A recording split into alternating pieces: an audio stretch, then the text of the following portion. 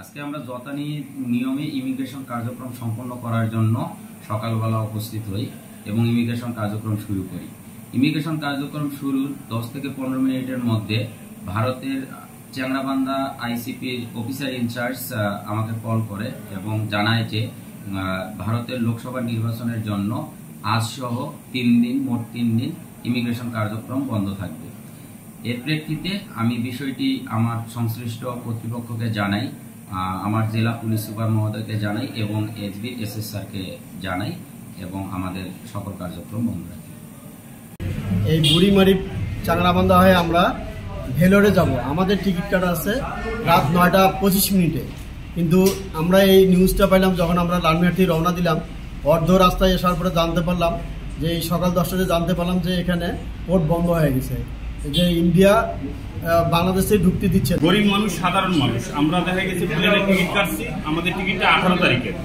আমরা একদিন অ্যাডভান্স আগেই যাওয়ার চেষ্টায় আমরা আজকে বুড়িমারি পোর্টে আসছি। পোর্টে এসে হঠাৎ দেখতেছি যে না, পোর্ট বন্ধ। এর কোনো সরকারিভাবে কোনো সার্কুলারও দেয়নি বা কিছুই না। তাই যে আমরা সাধারণ মানুষ, গরিব মানুষ চিকিৎসার জন্য ভারতে যাব, যে এই যে প্লেনের টিকিট কাটছি 18 তারিখের, এখন আমাদের টিকিটের টাকাটার কি ব্যবস্থা হবে এটারও তো আমরা কোনো নিশ্চয়তা পাচ্ছি না। ইন্ডিয়া যাব চিকিৎসার জন্য, আমার টিকিট কাটা আছে। এখানে আসি শুনি যে বন্ধ, ভোটের কারণে বন্ধ। আমরা কোনো, আমার শরীর ফুলিয়ে যাচ্ছে, আমার অনেক সমস্যা হচ্ছে। এখন কী করবো, কোথায় যাব, কার কাছে যাব? ভারতে যাব চিকিৎসার জন্য এবং আমার মতো আরও অনেকে আছে, তারাও ভারতে যাবে চিকিৎসার জন্য। আমরা মোট 6 জন এসছি।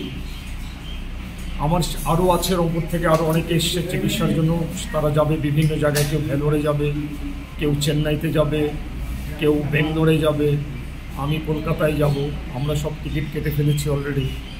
আমরা জানি না আমরা যেতে পারবো কি না, বা কয় তারিখে যেতে পারবো তাও জানি না। এই টিকিটগুলো বা এই আরও যাত্রীরা আছে তাদের কি হবে।